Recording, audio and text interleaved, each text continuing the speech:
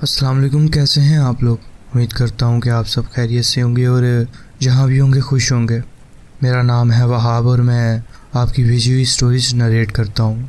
अगर आपके पास भी कोई ऐसा वाक़या है जो आप मुझसे शेयर करना चाहते हैं तो नीचे दिए गए डिस्क्रिप्शन पर मेल कर दें ताकि आगे आने वाली वीडियोस का वो हिस्सा बन सके। तो बढ़ते हैं आज की स्टोरीज़ की तरफ।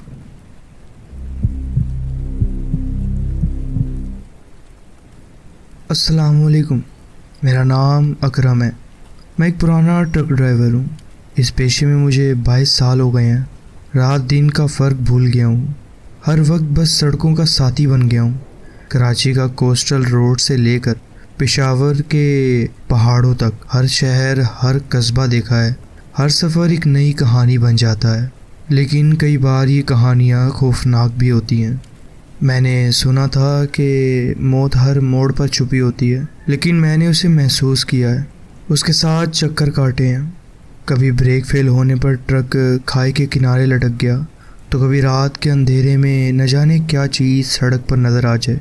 लेकिन साल 2017 का दिसंबर वो एक ऐसी रात थी जिसे मैं चाहता हूँ कि भूल जाऊँ, लेकिन भूल नहीं पाता।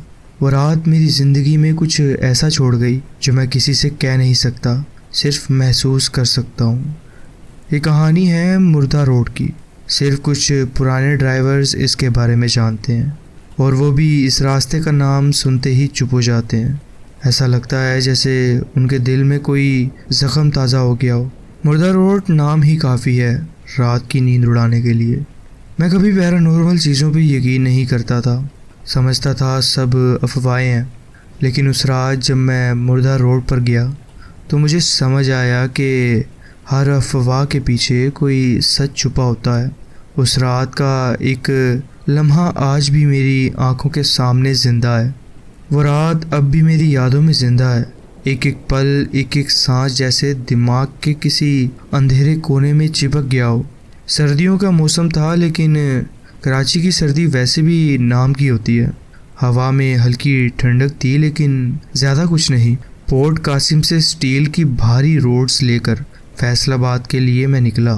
ट्रिप मेरा रूटीन वाइज था, लेकिन दिल में अजीब सा बोझ महसूस हो रहा था इस बार, जैसे कुछ गलत होने वाला हो।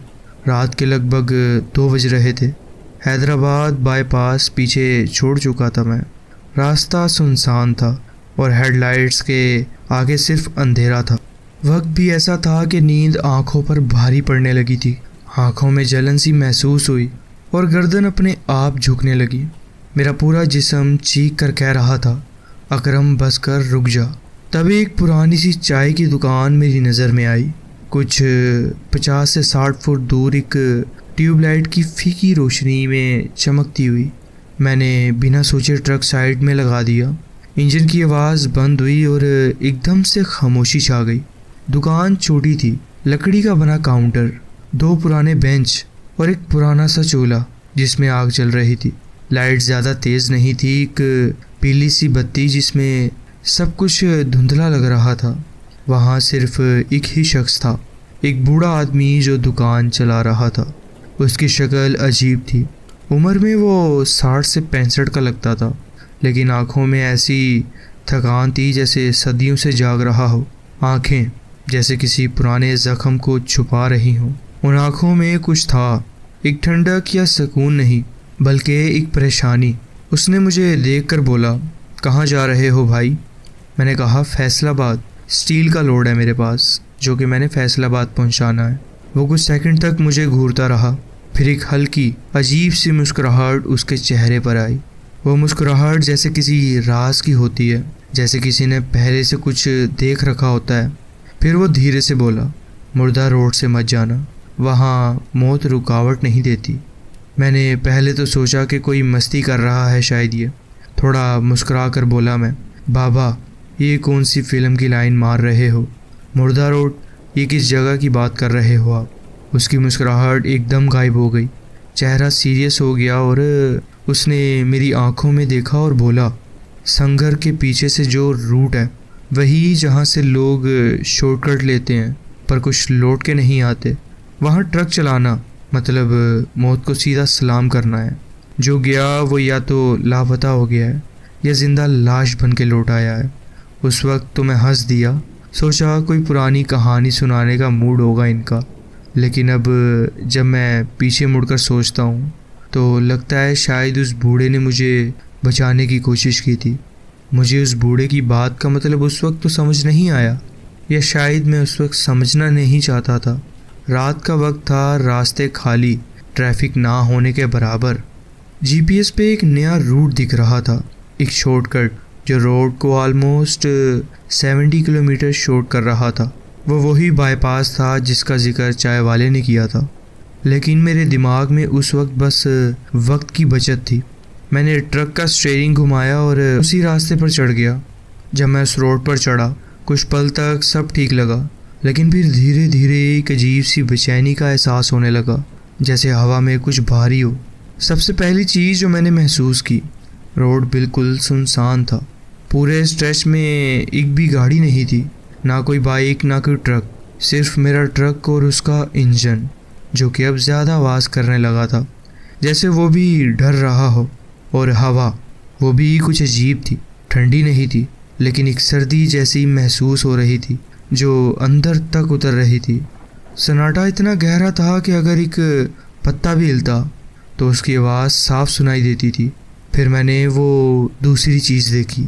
हर 2-3 किलोमीटर पर एक बर्न साइन बोर्ड, लकड़ी और मेटल का बना हुआ, जला हुआ काला, जैसे किसी ने जानबूझ के आग लगाई हो उस पर। उस पर लिखा था, वापस जाओ, यहाँ मौत है। किसी जगह अंग्रेजी में, कहीं उर्दू में लिखा हुआ था ये। हर साइन की राइटिंग थोड़ी अलग थी, जैसे हर किसी को लिखने वाला हाथ अलग हो, लेकिन पैगाम एक ही था, वापस जाओ। पहले तो मैंने सोचा ये किसी बदमाश गैंग का एरिया होगा, या कुछ लोग जो शॉर्टकट रूट बंद करना चाहते हैं। शायद ये सब डराने का तरीका हो।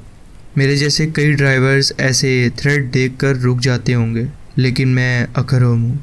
मैंने हाईवे पे मौत के मुंह से ट्रक निकाला है, लेकिन उस वक्त मुझे अंदाज़ा नहीं था कि मैं जिस रास्ते पर चढ़ चुका हूँ वो कोई आम बाईपास नहीं था, वो था मुर्दा रोड।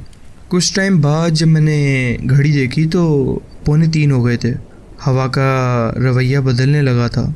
ट्रक का डैशबोर्ड डिम लाइट में चमक रहा था, लेकिन बाकी सब कुछ अंधेरे में डूबा हुआ था। हेडलाइट से सब कुछ फीट तक की विजिबिलिटी थी। और फिर मैंने उसे देखा, एक सिलसिले की तरह, बिल्कुल रोड के बीच में एक औरत, सफ़ेद कपड़ों में लिपटी हुई, सर पर दुपट्टा इतना सफ़ेद कि हेडलाइट्स में वो चमक रहा था, लेकिन चेहरा वो अंधेरे में छुपा हुआ था। वो हिल भी नहीं रही थी, जैसे एक मुजस्मा हो, जैसे किसी ने उसे ज़मीन में गाड़ दिया गया हो, जैसे किसी ने उसे ज़मीन में गाड़ दिया हो। मेरी सांस रुक गई। रिफ्लेक्स से ब्रेक दबाया, ट्रक के टायर चिल्लाए, एक तेज़ चीख सी हुई सड़क पे। पूरा ट्रक हिल गया, अंदर का सामान तक थड़थड़ाने लगा। दिल की धड़कन इतनी तेज़ थी कि लगता था स्टीयरिंग से भी ज़्यादा आवाज़ कर रही है। लेकिन जैसे ही मैंने वाइंडशील्ड से दोबारा देखा, रोड बिल्कुल खाली था। ना कोई सफ़ेद कपड़ों वाली औरत, ना दुपट्टा, ना कोई साया, जैसे कुछ था ही नहीं वहाँ पर। मैंने फ़ौरन टॉर्च निकाली और ट्रक से बाहर निकला। रात का सन्नाटा और ठंडी हवा अब सीधा जिस्म के अंदर उतर रही थी। ज़मीन पर चादर जैसे, आसपास सिर्फ जंगल और पत्थर। मैंने हर तरफ 10 मिनट तक सर्च किया, घास, डिच, इवन ट्रक के नीचे तक देखा। कुछ नहीं था वहाँ पर, लेकिन एक चीज़ मिली। रोड के बीच में कुछ चमक रहा था। मैं झुका और मैंने देखा कि ज़मीन पर एक ब्रेसलेट पड़ी हुई थी। वो चांद के जैसे चमक रही थी और उसमें एक सफ़ेद पत्थर जुड़ा हुआ था, मून स्टोन जैसा। ठंडी थी, लेकिन एक अजीब सी फीलिंग दे रही थी। मैं थोड़ा घबराया ज़रूर, लेकिन नींद और थकान में दिमाग काम नहीं कर रहा था। मैंने उसे उठाया, थोड़ी देर पलट कर देखा, फिर डैशबोर्ड पे रख दी। सोचा सुबह किसी का इस जगह गिर गया होगा, लेकिन उस वक्त मैं नहीं जानता था मैंने मौत को ट्रक में बिठा लिया है। वो अब सिर्फ रोड पर नहीं थी, वो मेरे साथ सफ़र कर रही थी। कुछ देर तक सब ठीक लग रहा था। ट्रक फिर से रोड पर सीधा चल रहा था। हवा की चीख, इंजन की गूंज और मेरे दिमाग में वो सफ़ेद दुपट्टा। मैंने खुद को संभाला, सोचा ज़्यादा थकान है, आंखों का धोखा होगा मेरी शायद। लेकिन फिर वो आवाज़ आई ट्रक के अंदर से, थपथपाहट जैसे किसी ने किसी चीज़ को 3 बार मारा हो, जैसे कोई चीज़ गिर रही हो या किसी ने हाथ से कुछ पीटा हो। पहले तो लगा कि जो पीछे सामान पड़ा हुआ है वो हिल रहा है या पीछे से कोई स्टील रोड ट्रक की बॉडी के साथ टच हो रहा है। लेकिन जब मैंने कान लगा के ध्यान से सुना तो आवाज़ ट्रक के अंदर से ही आ रही थी, कभी लेफ़्ट से, कभी बिल्कुल मेरे पीछे से। मैंने फ़ौरन मिरर एडजस्ट किया और बस एक पल के लिए, एक पल, सिर्फ एक, रियरव्यू मिरर में एक लड़की का चेहरा नज़र आया, बिल्कुल मेरे पीछे। उसने भी सफ़ेद दुपट्टा लिया हुआ था, आंखें नीचे झुकी हुई थी, चेहरा बेजान, जैसे उसमें जान कब की चली गई हो। मेरा दिल जैसे एकदम से फड़फड़ा हो। मैंने झटके से पलट के देखा, लेकिन ट्रक के अंदर कोई भी नहीं था। सीट खाली थी, कर्टेन्स हिल भी नहीं रहे थे, सब कुछ वैसे का वैसे ही था, जैसे कुछ हुआ ही ना हो। लेकिन मेरे अंदर कुछ टूट गया था जो सीधा मेरे जिस्म में उतरा हुआ था। मैंने फिर से आंखों पे हाथ फेरा, नींद का असर तो नहीं। लेकिन तब मेरी नज़र पड़ी डैशबोर्ड पे, जो मैंने खुद अपने हाथों से डैशबोर्ड पे रखी थी, अब गियर हैंडल के पास पड़ी हुई थी, जैसे किसी ने उसे उठाया हो और नीचे रखा हो, मेरे हाथों के बिल्कुल पास। लेकिन मैंने उसे छुआ भी नहीं था, ना तो कोई इतनी ज़ोर से ब्रेक लगाई थी कि वो खुद ब खुद नीचे गिर जाती। मेरी रूह कांप रही थी उस वक्त, हाथ ठंडे पड़ गए थे और माथे पे पसीना, जैसे मैं कराची की गर्मी में खड़ा हूँ। मुझे समझ आ गया था वो औरत सिर्फ रोड पे नहीं थी, वो अब मेरे ट्रक के अंदर थी। और ये सफ़र अब सिर्फ फैसलाबाद का नहीं था, ये सफ़र मौत के साथ चालू हो चुका था। सब कुछ तेज़ी से बदल रहा था। ट्रक 80 की स्पीड से भाग रहा था, रात का अंधेरा, सीधा रास्ता और आंखों के सामने वो शार्प टर्न। मैंने ब्रेक दबाना चाहा, लेकिन पैडल बिल्कुल हल्के थे, जैसे नीचे से कोई वायर कट चुकी हो। स्टीयरिंग को घुमाया, लेकिन हाथ में जैसे लोहा आ गया हो। पूरे ज़ोर से घुमाने की कोशिश की, मगर स्टीयरिंग व्हील हिल भी नहीं रहा था, जैसे किसी ने उसे लॉक कर दिया हो या फिर वो किसी और के हाथ में चला गया था। या अल्लाह, मैं चिल्लाया। उस वक्त सिर्फ एक छोटी सी दुआ, एक पुकार, और वो ट्रक जो कि मुड़ता जा रहा था उस मोड़ की तरफ। और तभी मेरे कान के पास एक आवाज़ गूंजी, इतनी करीब, जैसे कोई मेरे कंधे के ऊपर से बोल रहा हो। एक औरत की ससकती हुई आवाज़, अगले मोड़ पे मुर्दा मिलते हैं, रुक क्यों नहीं जाते। उसकी सांस टूट रही थी, जैसे हर अल्फाज उसकी ज़ुबान से निकलते वक्त जलन का दर्द ले रहा हो। मेरे हाथ कांपने लगे, आंखों के सामने सब कुछ धुंधला सा हो गया। रिफ्लेक्स में मैंने आंखें बंद कर ली और हॉर्न दबाया, बार बार, ज़ोर से। पूरे जंगल में ट्रक का हॉर्न गूंज रहा था, जैसे किसी ने मौत के रात में ज़िंदा होने की कोशिश की हो। और फिर ट्रक रुक गया, बिल्कुल एकदम, ना झटका ना आवाज़। इंजन अब भी चालू था, लेकिन स्पीड मीटर ज़ीरो पे था। स्पीड मीटर बिल्कुल ज़ीरो पर था, जैसे किसी ने ब्रेक को वापस ऑन कर दिया हो और स्टीयरिंग को छोड़ दिया हो। मैंने आंखें धीरे से खोली और जो देखा वो देखकर मेरा खून जम गया। रोड के बीच में 2 लाशें पड़ी हुई थी, एक छोटा सा लड़का, शायद ट्रक का क्लीनर, और एक औरत। दोनों का चेहरा इस तरह जला हुआ था जैसे किसी ने पेट्रोल डालकर उन्हें जिंदा जला दिया हो। चेहरे पर पहचान नहीं थी, सिर्फ राख, जली हुई स्किन और आँखें। उनकी आँखें अब भी खुली हुई थी, जैसे वो देख रहे हों या इंतज़ार कर रहे हों किसी और के जले हुए सफ़र का। उनके पास एक छोटी सी चैन पड़ी हुई थी और चैन के साथ वही मूनस्टोन वाली ब्रेसलेट जो अब केयर के पास नहीं थी। वो ब्रेसलेट वापस उनके साथ चली गई थी। उस वक्त मुझे समझ आ गया, मैं ट्रक चला नहीं रहा था, मैं किसी और के सफ़र में था, एक ऐसे सफ़र में जहाँ रास्ते भी ज़िंदा नहीं होते और मंजिल सिर्फ मौत होती है। मुझे कुछ भी याद नहीं था, जैसे किसी ने दिमाग के अंदर का सब कुछ डिलीट कर दिया हो। सिर्फ एक हल्का सा दर्द हो रहा था सिर के पीछे और एक अजीब सी जलन, जैसे आँखों ने कुछ देखा हो जो देखना नहीं चाहिए था। जब होश आया तब मैं हैदराबाद सिविल हॉस्पिटल के एक वार्ड में पड़ा हुआ था। वाइट शीट, चारों तरफ एंटीसेप्टिक की स्मेल, और एक पुलिस वाला मेरे बिस्तर के पास खड़ा हुआ था। उसने फाइल बंद की, आंखों में एक कन्फ्यूजन था। उसने कहा, तुम्हारे ट्रक का एक्सीडेंट हुआ था क्या? लेकिन ये समझ नहीं आ रहा था कि ट्रक की स्पीड 80 थी, ब्रेक फेल हुआ, स्टीयरिंग लॉक हुआ, और तुम्हें एक खरोच भी नहीं आई। तुम सिर्फ बेहोश मिले हुए सीधा रोड के बीच में। मैं चुप था, कुछ कहने को नहीं था मेरे पास। जो कह सकता था वो कोई मानेगा नहीं। कौन समझेगा कि ट्रक रुक गया था किसी और के कहने पर? कौन समझेगा कि शायद उस ब्रेसलेट ने मेरी जान बचाई? लेकिन असली खौफ, असली डर तब याद आया जब 2 दिन बाद ट्रक यार्ड से कॉल आई। वर्कशॉप का मालिक सलीम भाई फ़ोन पर थे। आवाज़ में हिचकिचाहट थी, लेकिन कुछ छुपा भी नहीं पा रहे थे वो मुझसे।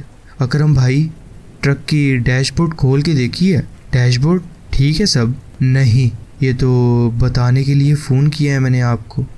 पूरा dashboard, gear, radio, buttons, steering column और सब कुछ जला हुआ है, जैसे किसी ने आग लगा दी हो अंदर से। मैं चुप हो गया, लेकिन उन्होंने बात कंप्लीट की। सिर्फ एक ही चीज़ है जो पूरी तरह सेफ है। डैशबोर्ड पे सफ़ेद ब्रेसलेट रखी हुई थी, वो बिल्कुल वैसे की वैसी है जैसे नई हो। उस वक्त मेरे हाथ कांप गए, मुझे लगा मेरी सांस अंदर ही जम जाएगी। वो ब्रेसलेट जिसे मैंने रोड से उठाया था, जिसे मैंने ट्रक में रखा था, जिसे मैंने अपनी जान से ज़्यादा इग्नोर किया था, वो अब भी ज़िंदा थी। जैसे उसमें कुछ है जो कभी नहीं जलता, कभी नहीं मरता। और मुझे अब समझ आ गया था, मुर्दा रोड सिर्फ एक जगह नहीं थी, वो एक दायरा था जहाँ से निकलना मुमकिन नहीं जब तक उस ब्रेसलेट की कहानी पूरी ना हो।